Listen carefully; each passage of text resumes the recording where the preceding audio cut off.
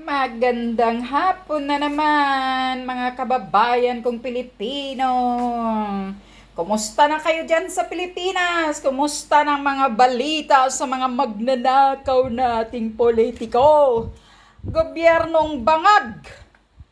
Anyway, ipapakita ko lang itong brunch. Today is my afternoon na brunch ko. Dahil matagal akong nagising ngayon. Umaga, hapon na. So, ito lang ang brunch ko. Bundle of grapes. Purple grapes. Yan talaga ang kinakain ko araw-araw. O, diba? Para pang control sa aging na hindi ka tatanda kahit na stress ka sa mga issue sa Pilipinas. I'm still affected. Apektado talaga ako sa mga issue ng Pilipinas even though I'm not staying in the Philippines, but still, I can't take it.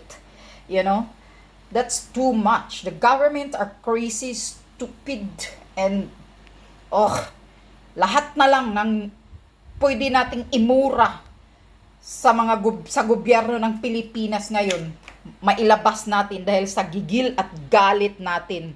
Ang mga putang inang mga kawatan. Yan yun. Ito po ang brunch ko. Anyway, yung butter rich ko. Tingnan nyo yung butter ko dyan. Ano nang nangyayari sa butter rich ko? Tingnan mo, may very delicious pa ko. Yan lang ang ano ko. Palaman ko sa bread. O, diba? Yan. Yan ang brunch ko. Nagpapakulo pa ako ng tubig para sa coffee ko. So, yan yung mga peanut butter ko. Lagyan ko muna ng butter rich konti. And then, alright.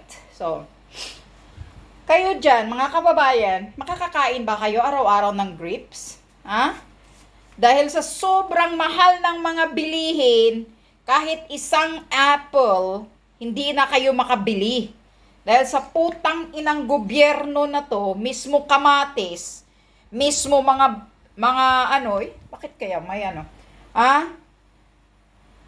mahirap na tayong makabili dyan, yung mga kababayan natin. Dahil tong gobyernong ito, walang pakialam sa inyo kung nagugutom kayo o wala.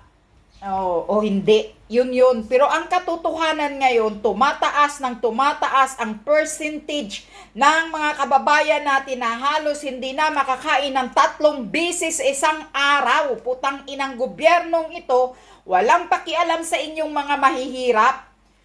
Kaya magsilabasa na kayo at magsigawa na kayo doon, magkaisa kayo sa kalsada.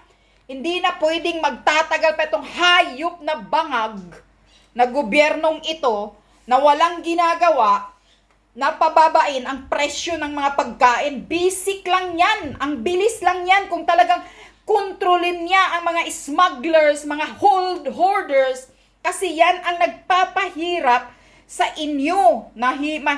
Tingnan mo, may nakita na naman ako na si tatay, yung na-harvest nilang mga kamatis, na-harvest nilang mga bombay, onions, pinagtatapon, cabbage, pinagchachap-chap dahil mura lang ang pagbili ng gobyerno at nalulugi sila.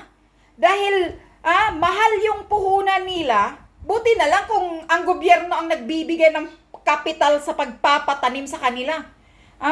Tapos pagbili nang hina-harvest na nila ng bulto-bulto, mura lang ang pagbili sa mga tinatanim nila. Ang hirap pa naman mananim, putang ina, kasi yung ginagawa ni Bangag Marcos Jr., nag-import, export lang. Mas pinahalagahan pa niya yung mga imported na galing sa ibang bansa, kaysa sarili nating mga tanim na organic at mga magaganda pa yung taniman natin kaysa yung binibili sa labas ng bansa. Ay putang ina talaga. Kaya pag ako nasa Pilipinas, hirap talaga akong makabili ng Tsaka, sa totoo lang, pag nakita ko yung presyo ng papaya, apple, orange, my God, parang sumasakit yung ulo ko pag nakita ko yung presyo. Sobrang mahal. Putang ina.